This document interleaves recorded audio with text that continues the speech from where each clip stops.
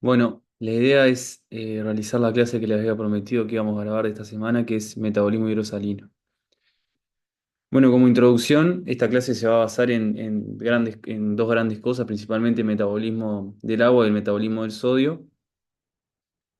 Sepan que en lo que respecta al agua podemos dividir en diferentes compartimentos, ¿tá? Vamos a tener lo que es el líquido intracelular y el líquido extracelular, ¿tá? Que normalmente en los adultos, ¿tá? Alrededor el agua es aproximadamente un 60% del peso corporal total, ¿tá? A medida que avanzamos en la edad, este porcentaje de agua corporal va disminuyendo y en los niños puede ser hasta un 70%. ¿Tá? Sepan que el porcentaje o estos volúmenes los podemos dividir en un líquido intracelular y un líquido extracelular, siendo dos tercios de ese líquido corporal total el líquido intracelular y solo un tercio lo que es el líquido extracelular. ¿Tá?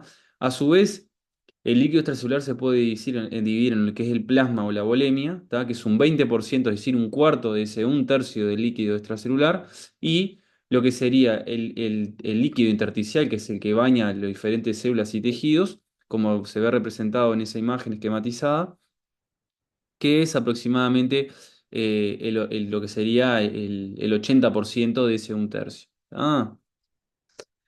Entonces, parte de los conceptos importantes que uno tiene que llevarse de esta clase es cómo valorar el metabolismo tanto del agua como el metabolismo del sodio. ¿Tá? Teniendo en cuenta los iones que están principalmente a nivel del tejido extracelular, siendo el sodio el de mayor proporción, ¿tá? La natremia, que es una medida de relación entre el sodio, que está a nivel extracelular, y un volumen, ¿tá? Porque es una medida de un solvente sobre un volumen, ¿tá? Este valor, al estar representado principalmente por el solvente, que sería el agua, nos va a representar más que nada lo que es el metabolismo o los movimientos del agua dentro del cuerpo. ¿Tá? La anatremia, ¿tá? Va a ser el fiel representante del agua corporal total. ¿Tá? Es así que cambios en la anatremia van a determinar cambios en la osmolaridad plasmática, ¿tá? La osmolaridad plasmática, como ven en esa fórmula, va a estar principalmente determinada por los tres iones con mayor poder osmolar, es decir, que tienen la capacidad de generar un pasaje de líquido a nivel de membranas entre una célula y otra, ¿tá? Siendo la anatremia el principal determinante de la osmolaridad plasmática. Como ven en esa fórmula, la osmolaridad plasmática se calcula por sodio por 2 más glucosa sobre 18 más BUN dividido 2,8 o urea, ¿tá? La urea, el BUN sería el porcentaje de nitrógeno ureico en sangre, ¿tá? La urea, que sería un representante no solo de nitrógeno, se podría dividir también usando la urea dividido 5,4. ¿Tá? La osmolaridad plasmática alrededor, lo normal es de 280 a 310. ¿Tá? Por otro lado, el sodio corporal total, que va a ser el sodio corporal que se encuentra a nivel del líquido extracelular, tanto intersticial como a nivel plasmático, sus mecanismos de regulación o de sensado van a responder principalmente generando movimientos en el volumen del líquido extracelular. ¿Tá? Ahora voy a pasar esta diapositiva para explicar un poco mejor. En lo que respecta al balance de sodio, es decir, los mecanismos que regulan, sensan, reciben aferencias y responden al sodio corporal total, van a ser mecanismos que principalmente regulen el volumen del líquido extracelular. Entonces vamos a poder decir, como siendo estos el sistema nervioso simpático, sistema renina angiotensina aldosterona y los péptidos natriurétricos auriculares.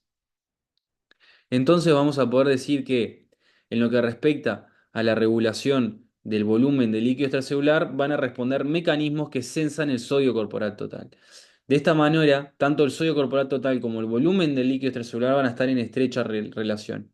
En cambio, la anatremia va a estar en relación con lo que es el volumen del líquido intracelular.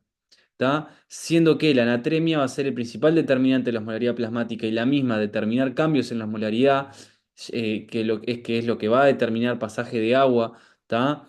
Tanto dentro y fuera de la célula, Esto es lo que va a determinar los mayores cambios del volumen del líquido intracelular. Y acá los mecanismos hormonales principalmente que participan van a ser la hormona antidiurética y el mecanismo del acero. Para aplicar un poco lo que hemos ido hablando, trajo una discusión grupal que a grandes rasgos es un paciente de 28 años, ¿tá? Que consulta por edemas de miembros inferiores y en cara. ¿Tá? Hace 2 semanas previa a la consulta, consultó con edemas de párpados y dorsos de manos progresivos, a lo que agrega edemas de miembros inferiores y distensión abdominal. Orinas espumosas, niega hematuria. Examen físico 66 kilos.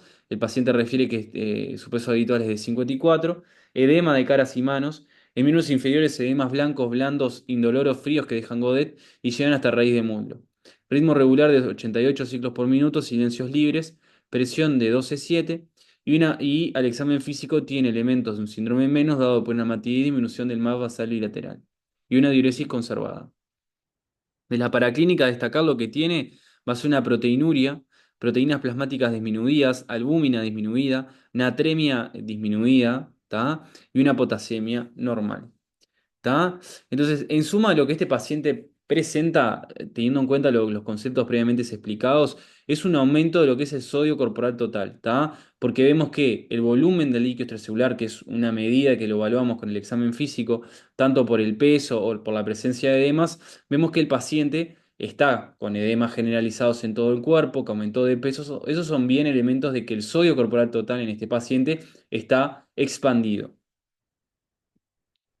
Esta patología que les traje acá es una patología que es de las principales causas de estados edematosos generalizados, justo la insuficiencia cardíaca como la cirrosis, que es el síndrome nefrótico. ¿Tá?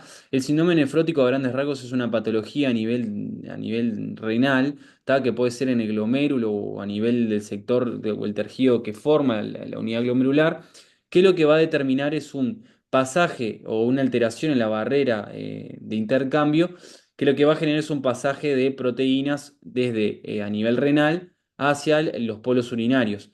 Normalmente la filtración de proteínas es muy baja, es menor a 0,1, 0,2, y en esta patología, como habíamos visto en un examen de orina al barrer, ya tenía 14 gramos de proteína, lo cual ya es un criterio diagnóstico del síndrome nefrótico.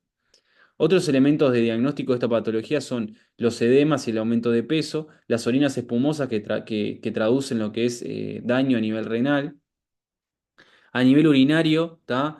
La proteinuria, como yo les había comentado. Y a nivel humoral, la presencia de hipoproteinemia, hipoalbuminemia y aumento de la formación de ácidos grasos. ¿Tá? Bien, entonces, a grandes rasgos, ¿cómo se encuentra el volumen, el contenido corporal total de sodio y el volumen del líquido extracelular? En este paciente se encuentra aumentado, ¿tá? Dijimos que estos mecanismos se evalúan con el examen físico y en este paciente claramente que está aumentado, porque está con edema generalizado, se aumentó 12 kilos, ¿tá? Bien. Esta pregunta más o menos es la fundamentación de por qué, ¿tá? Nosotros habíamos hablado que tanto el sodio corporal total como el volumen del líquido extracelular se regulan con mecanismos similares, es decir, que si uno está aumentado, el otro también, y por eso decimos que el sodio corporal total es un reflejo del estado de volumen del líquido extracelular. ¿Cómo lo vamos a evaluar en este paciente? Con aumento de peso, el edema de caras y manos, la distensión abdominal. A grandes rasgos, como criterio de el por qué se generan los edemas generalizados, sabemos que se da principalmente por dos cosas. Tiene que haber una alteración en las fuerzas de Frank Starling, ¿tá? Es decir, o una alteración en la presión hidrostática, es decir, en aumento para que se produzca el trasudado de líquido, o una disminución de la presión osmótica que reduzca el pasaje del líquido intersticial hacia a nivel de lo que son los vasos sanguíneos. ¿Tá? En este paciente se encuentran ambas teorías alteradas. Por un lado, es un paciente que va a perder albúmina, ¿tá? Entonces de esa forma la presión osmótica va a estar alterada. Y por otro lado, van a existir mecanismos a nivel renal que favorezcan la reabsorción de agua y sodio, como por ejemplo la proteinuria a nivel renal va a inducir canales de sodio en AX, ¿tá? Que lo que va a hacer es aumentar la reabsorción de sodio y agua. Bueno, esto fue más o menos lo que yo les explicaba anteriormente, la teoría clásica de lo que es la caída de la albúmina para explicar los edemas generalizados, ¿tá? Y la teoría alternativa, que es que la proteinuria determina también a su vez aumento de la resorción de sodio y agua. Bueno, Ahora sí, estudiando un poco lo que es la hiponatremia, ¿tá? Que es lo que tiene este paciente, lo primero a valorar en una hiponatremia es ver si es severa, ¿tá? Es decir, eh, a raíz de los síntomas, nosotros vamos a poder definir la severidad de la hiponatremia. Si el paciente tiene síntomas como por ejemplo convulsiones, estupor o coma, vamos a decir que es una hiponatremia severa. En cambio, si tiene elementos de cefalea, náuseas y vómitos o confusión, son elementos moderados, ¿tá? En nuestra paciente estaba completamente asintomático. Después lo siguiente sería valorarlo con respecto a la severidad bioquímica, ¿tá? Es decir, qué valor de natremia a nivel bioquímico tengo y cómo voy a definir con esto si es realmente severa o no es severa, ¿tá? La realidad es que anteriormente se decía que ya severa era menor a 120, actualmente ahora existen los criterios clínicos para definirlo y de esa forma nos vamos a basar en si es profunda, 125 equivalentes litro, ¿tá? Si es moderada, entre 125 y 129 y leve de 130 a 134. La de nuestro paciente era leve. Después, el tiempo de evolución. En este paciente que desconocemos el tiempo de evolución porque viene con edemas progresivos hace tiempo, seguramente es una hiponatremia crónica. Y después definir con respecto a la molaridad plasmática, si es hipotónica, ¿tá? Con respecto a cómo está la molaridad plasmática, que si la calculáramos en este paciente nos faltaría la glucosa y el BUN, pero seguramente es una hiponatremia hiposmolar. Y bueno, esto lo único que fue a hacer fue siguiendo los pasos del algoritmo del departamento que ustedes lo tienen, ¿tá? En lo que es el EVA, ¿tá? Después poder acercarnos a lo que es la etiología a partir de cómo se encuentra el estado de volumen del líquido extracelular. En nuestro paciente que se encuentra con un aumento de volumen del líquido extracelular, seguramente la hiponatremia se deba a un síndrome nefrótico.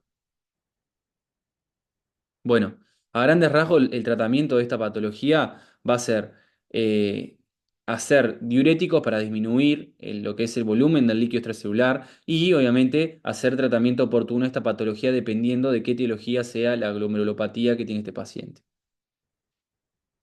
Bueno, perfecto.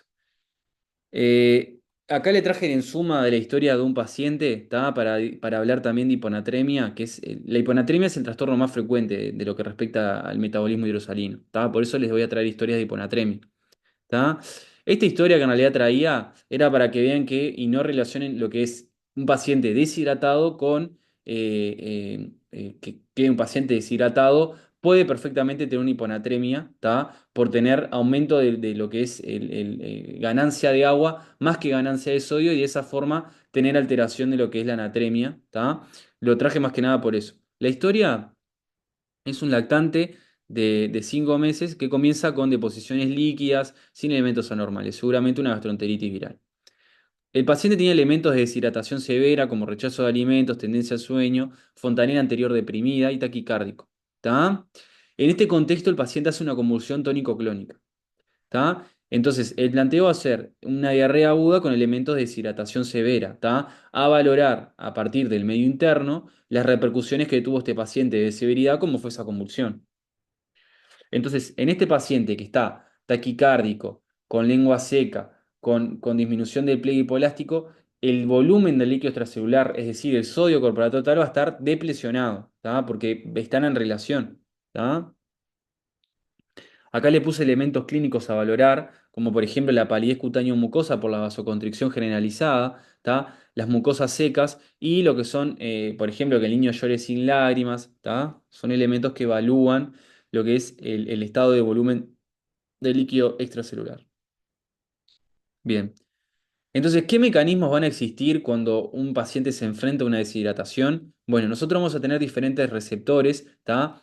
A nivel que van a sensar lo que es, estiman o van a sensar volumen, ¿tá? Principalmente los vasoreceptores, que van a sensar la distensión a partir de vasos sanguíneos, ¿tá? Si el vaso sanguíneo se extiende menos es porque tiene menos volemia, ¿tá? Entonces, principalmente estos vasoreceptores van a estar a nivel aórtico y a nivel carotidio, ¿tá? Y a nivel renal, a nivel de la arteriola prerrenal, ¿tá? Estos van a tener acción a nivel vasovagal, ¿tá? Van a estar tónicamente actuando a partir del sistema nervioso parasimpático, pero frente a la caída de la volemia y al sensado y al aumento de la liberación de estos vasoreceptores, se va a desinhibir el sistema nervioso simpático y se va a activar el sistema nervioso simpático con todas las respuestas que ustedes ya conocen, ¿tá? El sistema nervioso simpático va a generar una liberación de catecolaminas a nivel sistémico con efectos inotrópicos a nivel cardíaco, cronotrópicos, dromotrópicos y lucitrópicos, que a grandes rasgos es en realidad que va a aumentar la frecuencia cardíaca, la contracción, el gasto cardíaco, la velocidad de relajación y la velocidad de disparo. ¿Tá? Por otro lado, también se van a poner a cabo otros mecanismos que van a censar la hipovolemia, como es el sistema renina-angiotensina-aldosterona o la ADH. ¿Tá? A grandes rasgos, la renina va a ser un péptido que se va a secretar en el aparato yuxtaglomerular a nivel renal, que a nivel hepático se va a sintetizar lo que es el angiotensinógeno, ¿tá? Que la renina va a clivar angiotensina 1. ¿Tá? A nivel pulmonar principalmente se produce la enzima ECA o enzima convertidora de angiotensina, que lo que va a hacer es convertir la angiotensina en angiotensina 2, que es la que va a tener efectos a nivel renal y a nivel sistémico, vasoconstricción sistémica a nivel de los vasos sanguíneos y aumento de la resorción de agua y sodio a nivel renal. ¿Tá? También vamos a tener efectos de lo que es la DH, ¿tá? Que va a tener la liberación osmótica o no osmótica. La liberación osmótica es la liberación de la DH a partir del aumento de la osmolaridad, que esto se va a censar como eh, un aumento de lo que es la molaridad plasmática, como por ejemplo una anatremia elevada, ¿tá? Se va a aumentar la liberación de la ADH para aumentar la resorción de agua libre. ¿Tá? Otro efecto, y que es más potente que la liberación osmótica, es el efecto no osmótico o a partir de lo que es la caída del volumen. ¿Tá? Si cae el volumen a nivel plasmático, la ADH se va a liberar y no le va a importar el estímulo osmótico. ¿Tá? De esta forma puede favorecer a que haya una mayor reabsorción de agua libre que de sodio. Bien, la natremia en este caso de este paciente era de 114, ¿tá? Entonces, ¿qué natremia presenta este paciente con respecto a sintomática severa porque tuvo una convulsión? ¿Tá? Con respecto a la severidad bioquímica es profunda porque tiene un valor menor a 125. ¿Tá? Con respecto a lo que es el tiempo de evolución, es de tiempo indeterminado porque por más que diga hace 3 días que empezó, no sabemos en qué momento empezó. Y con respecto a la molaridad plasmática, planteamos que es hiposmolar. Y como les decía hoy, también existe la hiponatremia con disminución del volumen del líquido extracelular. Tendríamos que valorar lo que sería el sodio urinario, pero en este paciente tenemos una diarrea y vómitos. Seguramente el sodio urinario en contexto de un riñón que funciona bien va a estar disminuido y de esa forma la etiología es la que tenemos en el paciente. ¿Tá? Una deshidratación por diarrea y vómitos. ¿Tá? ¿Cómo se interpreta lo que es los movimientos anormales? Y bueno, es una convulsión. ¿Tá? ¿Por qué puede generar una convulsión este paciente? Y bueno, cuando tenemos una hiponatremia, lo que va a suceder es que el líquido que está fuera de la célula va a estar más hiposmolar. Entonces, de esta forma, lo que va a favorecer es el agua a entrar a la célula para generar un gradiente de osmolaridad que se mantenga con una electroneutralidad tanto adentro como fuera. ¿Tá? ¿Eso qué es lo que va a llevar a que a nivel de la célula genere edema celular, con aumento de la presión intracraniana y pudiendo generar elementos de convulsión o elementos de focalidad neurológica? ¿Tá? Eh, entonces, en un inicio los mecanismos adaptadores a esta hiponatremia va a ser que la célula empiece a perder osmolitos de rápida, que se pueden perder rápidamente, como por ejemplo el sodio, el potasio y el cloro. De esa forma va perdiendo osmolaridad dentro de la célula y de esa forma no se genera tanto edema celular. Al pasar el tiempo y luego de las 48 horas, que es por eso que definimos la hiponatremia como crónica, ¿tá? Se van a perder diferentes iones con otro poder osmolar, como el monoisotol fosfato, ¿tá? Y otros iones, que de esta forma la célula se va a empezar a adaptar a lo que es a la hiposmolaridad plasmática y va a generar una hiposmolaridad intracelular. Y de esa forma no se va a favorecer a que haya edema celular y el cuerpo se va a adaptar a esa osmolaridad plasmática. Como les comentaba, ¿tá? Teniendo en cuenta esto que le estoy comentando, uno no puede hacer una terapéutica totalmente agresiva y rápida en estos pacientes. ¿Tá? Lo que tiene que hacer es llegar a un nivel de seguridad, porque ya este paciente tuvo elementos graves, como por ejemplo esa convulsión tónico-clónica, ¿tá? Pero teniendo en cuenta ciertos valores para no generar lo que se conoce como la desmielinización osmótica, ¿tá? Que sería un cuadro de extrema gravedad con una deshidratación celular extrema que generaría desprendimiento de lo que es la mielina a nivel de los vasos y con un síndrome con una alta mortalidad. ¿Tá? Así que a grandes rasgos es eso lo que tienen que saber. Hiponatremia, ¿tá? Es un fiel reflejo principalmente del balance de agua. Son pocos los casos que la hiponatremia se debe a una pérdida solo de sodio. En general siempre se acompañan de ganancia pérdida de agua y sodio, pero con una mayor pérdida de sodio. Y de esa forma se da la hiponatremia. ¿Tá? A grandes rasgos eso, lo que me interesa que se lleven de la clase.